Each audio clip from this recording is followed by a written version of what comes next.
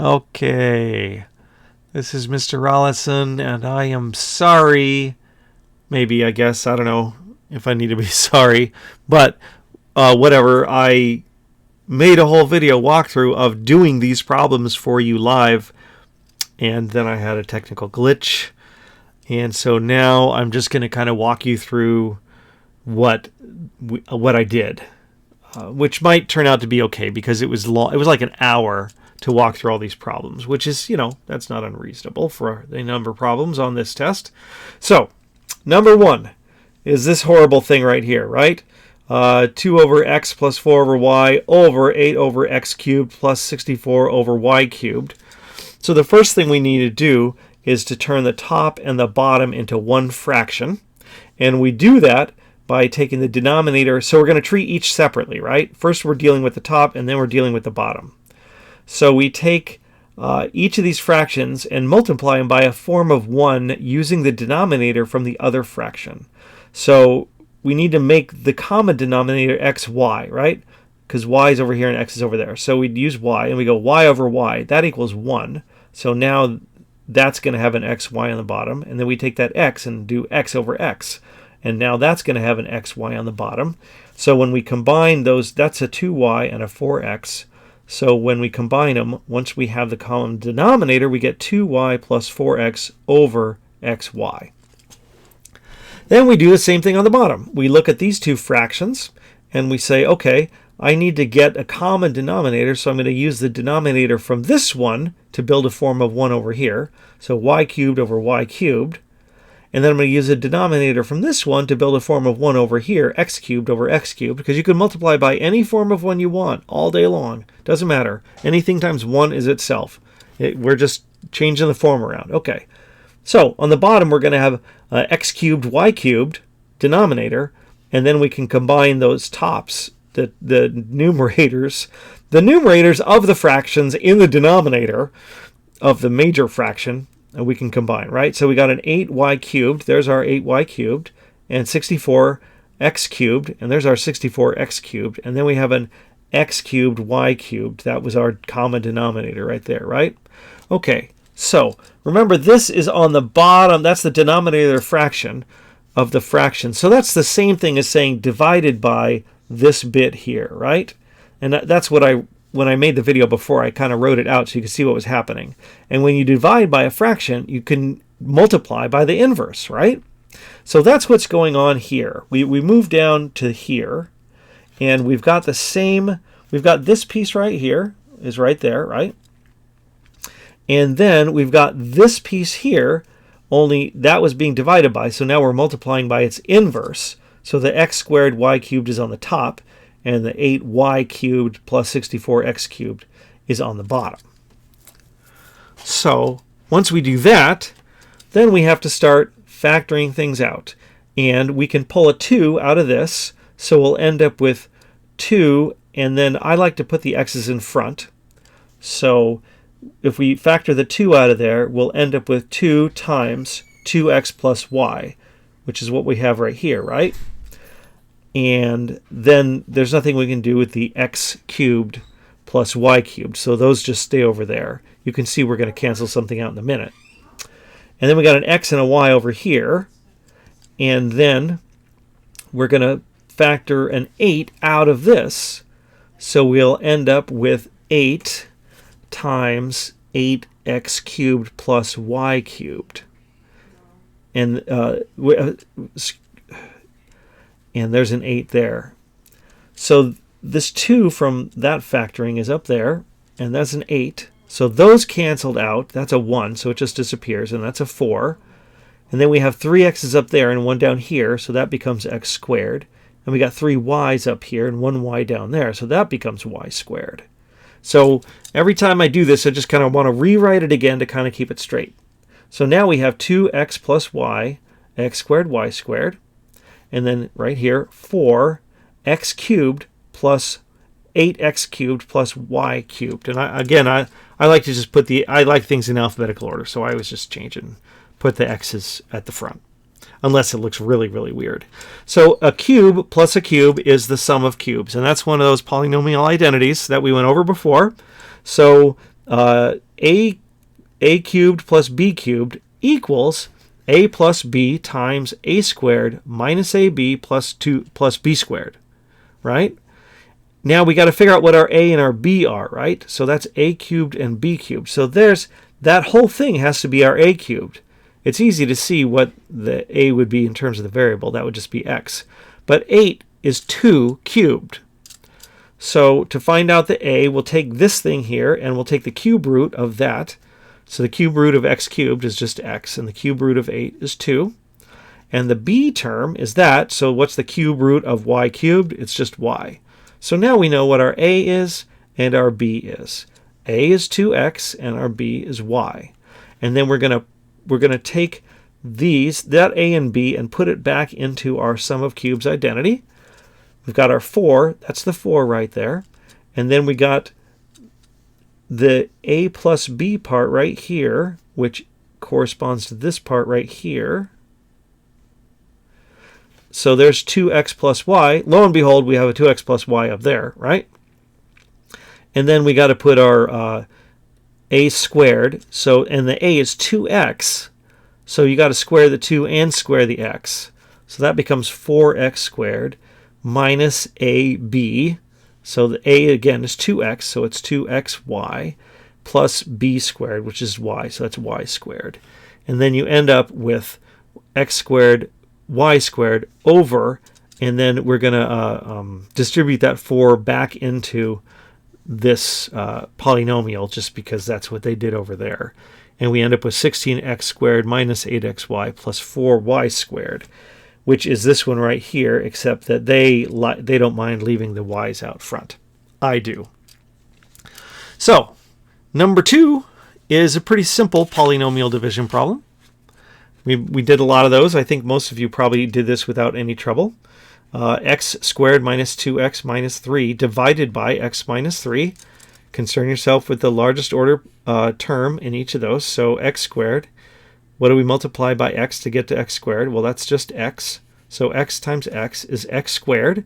But then we got to deal with this 3, negative 3 right there. So x times negative 3 is negative 3x. Then we subtract x squared minus 3x from x squared minus 2x. And what do we get? The x squareds disappear, and when you subtract a negative, that's adding. So that's negative 2x plus 3x. That leaves us an x. We bring down the next term, which is a 3. Lo and behold, it's x plus x minus 3. So 1 times x minus 3 is x minus 3. Subtract that, and 0, and you're done. So the answer is B there. So I'm going a lot faster than I did in the last video. And please contact me if you need a slow walkthrough. I'll be glad to do it. All right. Number 3. Here we go. Number 3 is another polynomial division problem. It was on the bottom of the last page, but this is it. It's 6x cubed plus x squared minus 35x plus 30 divided by 2x minus 3. So again, we're looking at the highest order term, the highest exponent term on each of the polynomials. So we got a 6x cubed and a 2x. What do we multiply by 2x to get to 6x cubed? 3x squared times 2x gives us 6x cubed, right? And then we just got to take this term and multiply by that as well. So 3 times negative 3, 3x squared times negative 3 is negative 9x squared. Then we got to subtract that whole thing. So we're going to subtract that negative 9x squared, which gives us actually 10x squared. And then we bring that next term down. So we have 10x squared minus 35x. Now we got to go back over here, and we're looking at the highest order term. The highest order term. What do we multiply by 2x to get to 10x squared? So that'd be 5x. 5x times 2x is 10x squared. And then we got to deal with that negative 3. 5x times negative 3 is negative 15x. And then we're subtracting that whole thing, right? So 10x squared minus 10x squared is 0. And negative 35 minus negative 15 is the same thing as saying plus 15, right? So then we end up with negative 20x. We bring down that term. There's the 30. So the last thing is, what can we multiply by 2x to get to negative 20x? And that's just negative 10x times 2 is negative 20x. And then we got to do the same thing for the second term in the divisor. negative 10 times negative 3 is positive 30. And then we're going to subtract that whole thing. Negative 20x minus negative 20x is 0. And 30 minus 30 is 0. So there's our answer. And that one is also B. All right. The next one is add and simplify. So we're looking at x minus 5 over x squared minus 3x plus 10, or minus 10, plus x over x squared plus x minus 2. And you might be tempted to just make a common denominator by multiplying this one by the denominator of this over itself to make a 1, and multiply this one by this by making a form of 1 out of this denominator. But that would take you down a horrible rabbit hole from which you might not have any return. So whenever you see one of these things, you want to factor it first because it's going to turn out better. So when we factor this, we end up with x minus 5 and x plus 2 because we need something that multiplies to that and adds to that coefficient, right? So x minus 5 and x plus 2. And then we're going to factor this one, something that adds to plus 1 and multiplies to negative 2. So that becomes x plus 2 and x minus 1. And then, see, now we got something we can cancel. We got an x minus 5 on the bottom and an x minus 5 on the top. And it's multiplied, so we can cancel it out like that. So now we got an x plus 2, and there's already an x plus 2 over there, right? So now all we need to do is multiply the other fraction over here by x minus 1 over x minus 1, because that's a form of 1, and we'll have a common denominator. So we got x minus 1 over x minus 1 over here, which is going to give us x minus 1, x plus 2 as the common denominator. That's multiplied by 1, so that 1 won't be there anymore. We combine those, we end up with our x minus 1 plus x right there over x minus 1, x plus 2. You might be tempted to try and cancel that out, but you can't because that's a plus. If it was x minus 1 times x, you could cancel that out, but that plus there ruins your plans. So you can't do that. So this just becomes, you can combine like terms, and that becomes, I just took the parentheses out here so you could see what was going on, because the parentheses don't affect anything anymore there. So we got x minus 1 plus x over x minus 1 times x plus 2. So that's x plus x. That's 2x minus 1 over x minus 1 times x plus 2. And that, in fact, is an available answer. So good. That's A.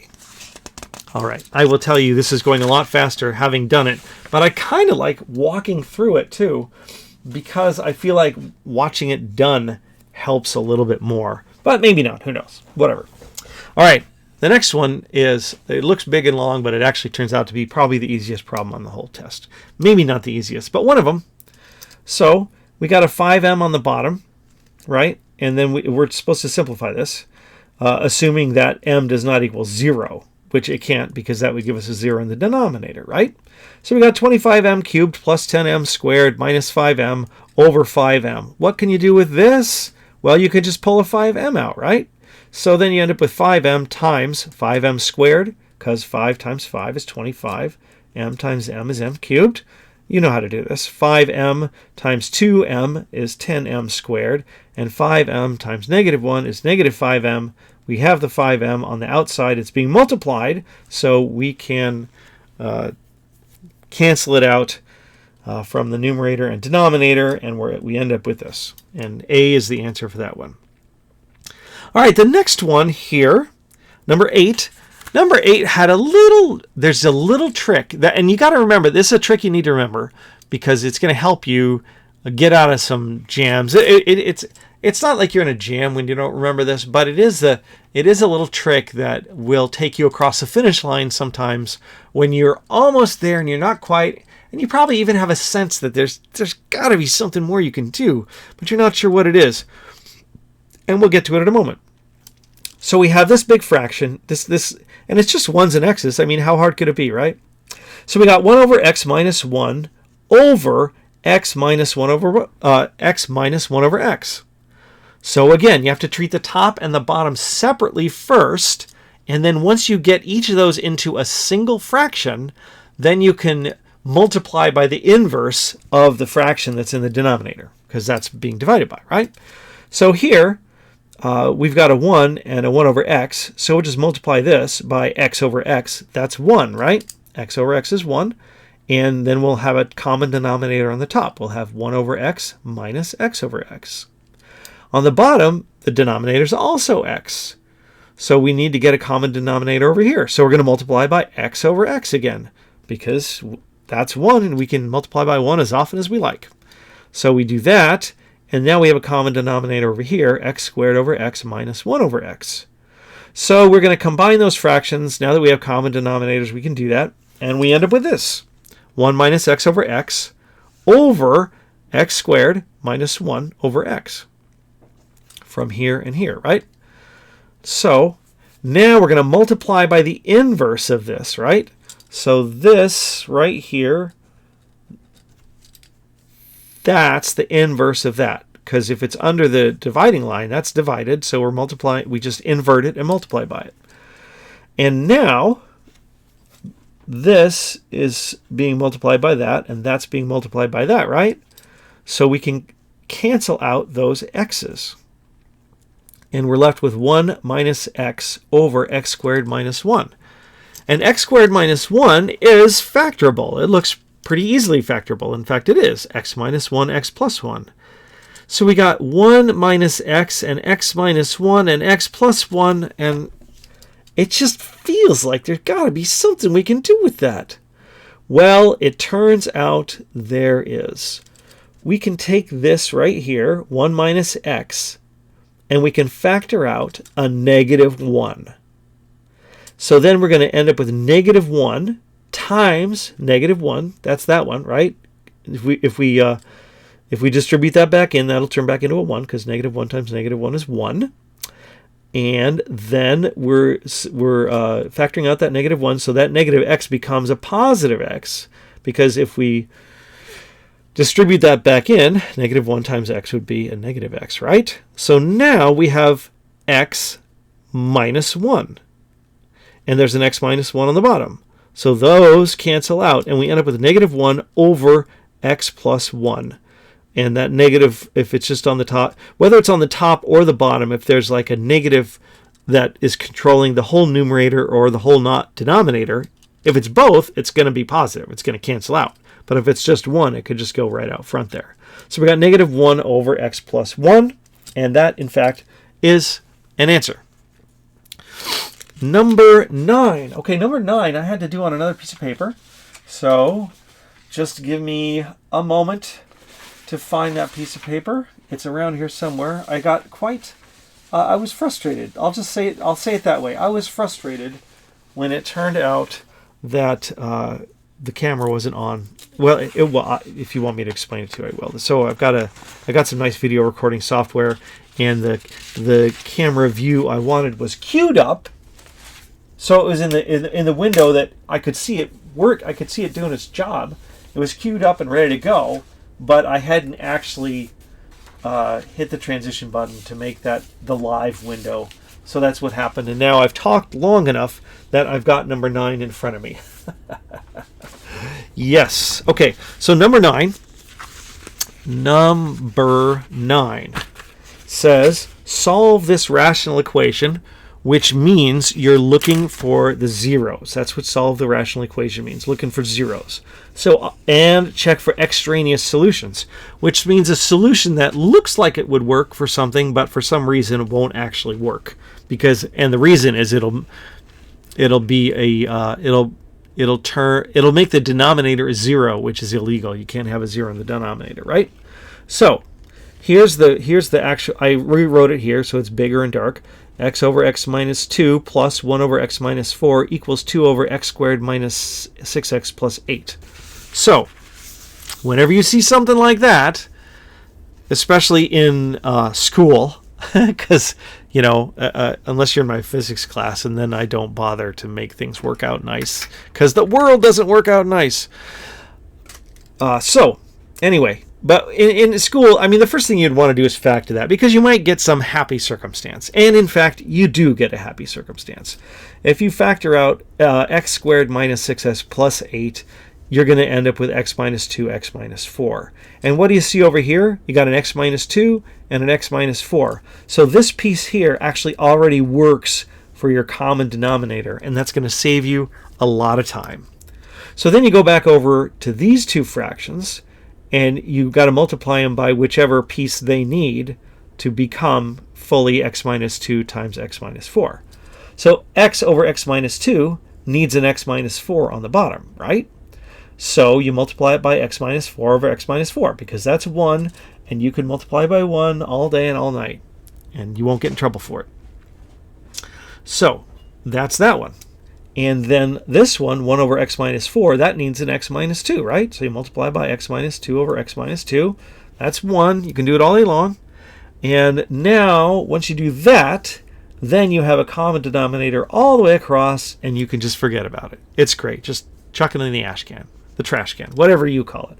I don't know why I called it the ash can. I don't have an ash can. I must have been reading classic books. So we drop the denominator once it's common all the way across. And now we have x times x plus 4 plus x minus 2 times 1. So that's just x minus 2. And then we have a 2 on the top because we never had to mess with that. And now we're just solving it. So we distribute that x through there, and we get x squared minus 4x. That's what that is. Plus, and then x, and then minus 2. Those parentheses are superfluous at that point, equals 2. So we get minus 2, we'll just subtract that 2 from both sides, and we get, and then we'll combine that we got a negative 4x and a positive x gives us a negative 3x.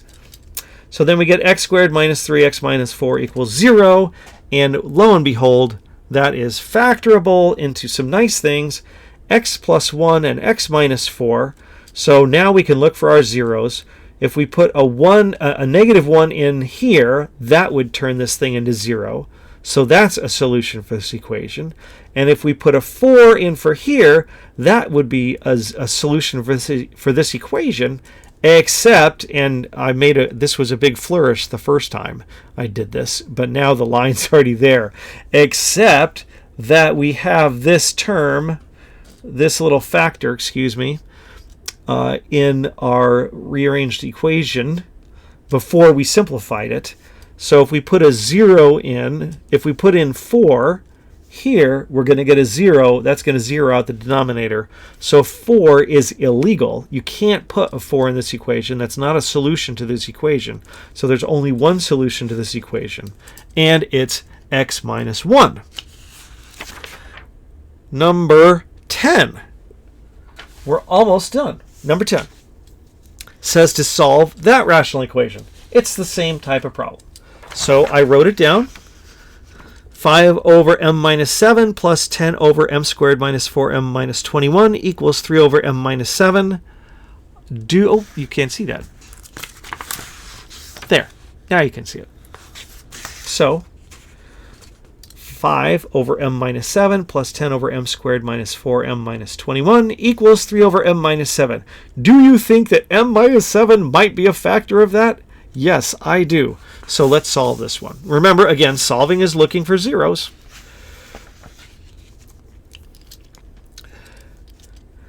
So here we go. We factored that out, and that turned out to be m minus 7, m plus 3, which, we kind of suspected it would be something like that. So if we multiply this fraction by m plus 3 over m plus 3, that's 1. We can do that all day long. Then we'll get m plus 3, m minus 7 on the bottom of that fraction. And if we multiply this fraction by m plus 3 over m plus 3, that's 1. We can do it all day long. We'll get an m minus 7, m plus 3 on the bottom. And then we can get rid of the bottom and just forget about it if it's got this common denominator all the way across. So then, just looking at the numerator part, 5 times m plus 3 is right there. That's a 10. Didn't have to change that. 3 times m plus 3 right there. And then we're going to distribute that 5. 5m plus 5 times 3 is 15 plus 10 equals 3m plus 3 times 3 is 9. Okay? And then, so now we're simplifying. We're going to subtract this 3m from there and there, which gives us a 2m there. And then 15 and 10 is 25. So we're going to subtract 25 from this side and subtract 25 from that side. That gives us negative 16. 2m equals negative 16. Divide both sides by 2. And you get m equals negative 8. And we have 2 problems left. Let's see, where is the paper? Okay, there's the paper. Okay, so the next problem was to, where to go? Here it is. This is the next one. Find the asymptotes.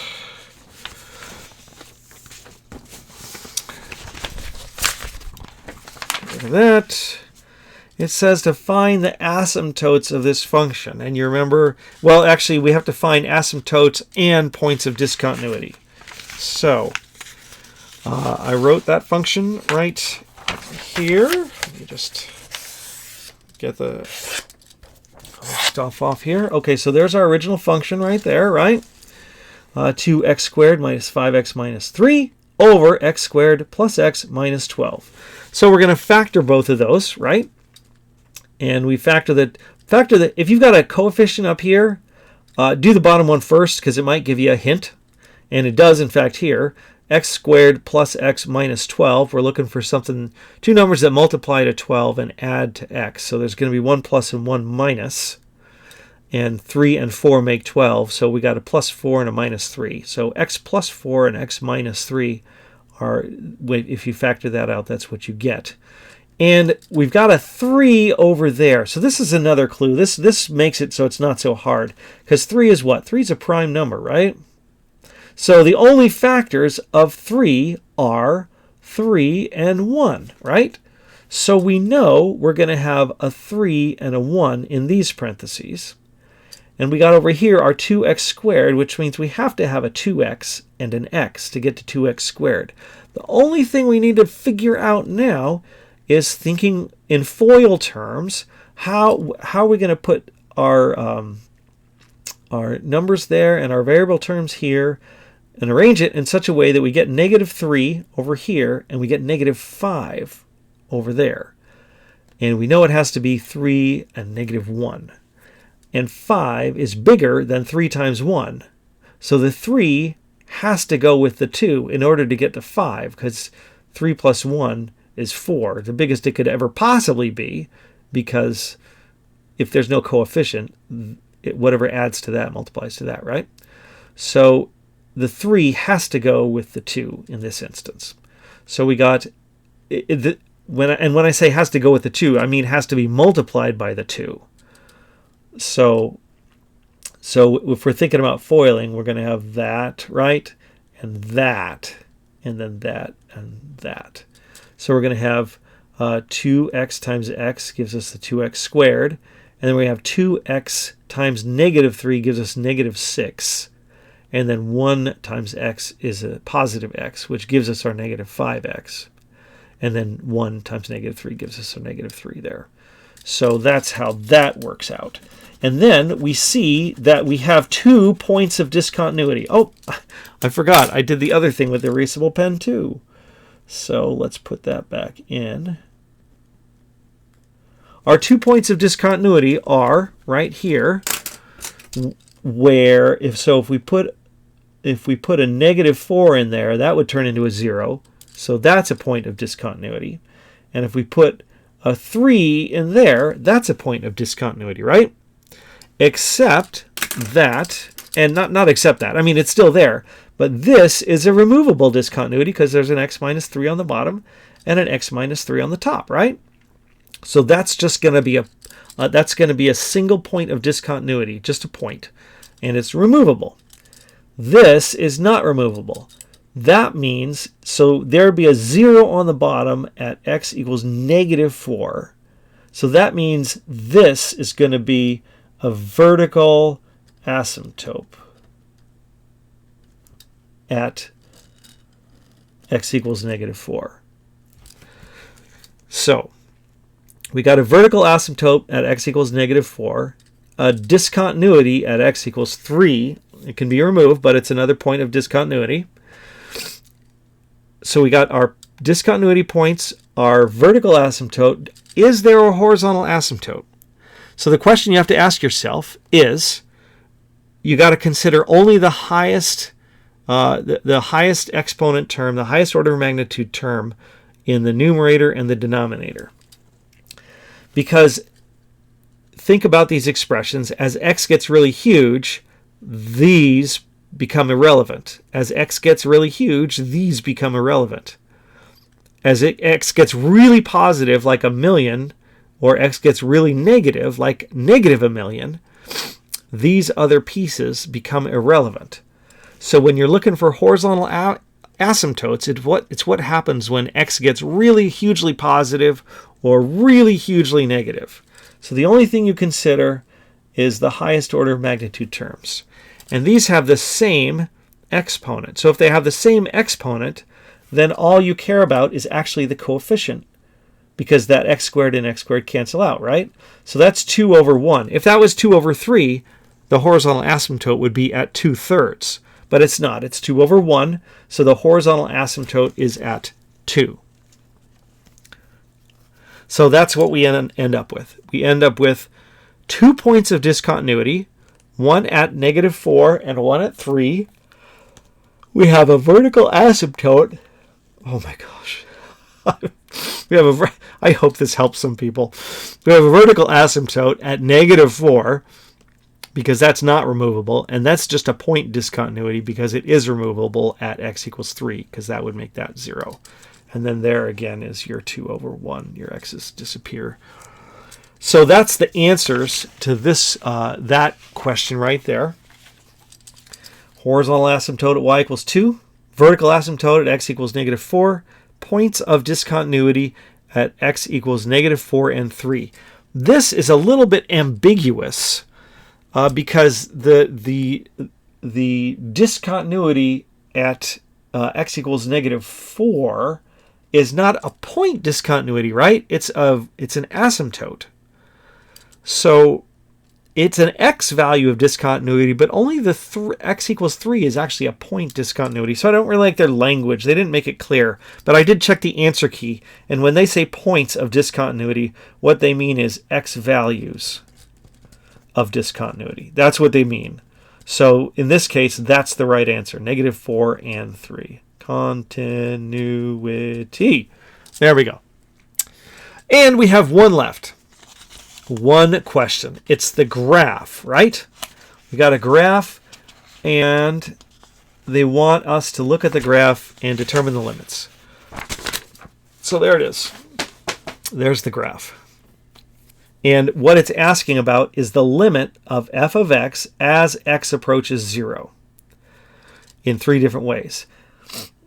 Now, you can see there's what's this? That is right there. That's a horizontal asymptote at whatever that is, y equals 2 or whatever. So as x approaches infinity, the horizontal asymptote is at y equals 2. As x approaches negative infinity, it gets closer and closer to the 0 line, right? So as x approaches negative infinity, y equals 0 in terms of those asymptotes. But those aren't the limits we're looking at right now. This says, and I rewrote it big here, the limit of f of x as x approaches 0 from the positive side. So that means from the right. No matter where you are on the number line, to the right of you is positive, right? And to the left of you is negative in terms of the direction you're moving. So if we're coming from the positive side, that means we're coming over here as x gets closer and closer to 0. What is the value of the function, the f of x or the y? Because remember, the vertical axis is the y, or it's also, you can call it the f of x, either one. It's the same thing. So as x gets closer and closer and closer and closer to 0, the value of f of x gets what? Infinity, right? It just goes up out of sight. And if it does something like that, you can assume it's an asymptote. Now the limit of f of x as x approaches 0 from the negative side, so at 0 is the one we're concerned with, right there. As x approaches 0 from the negative side, x gets closer and closer and closer and closer and closer to 0. What happens to the value of f of x, which is the y value? It shoots down, right? It approaches negative infinity. So there is a right side limit and a left side limit.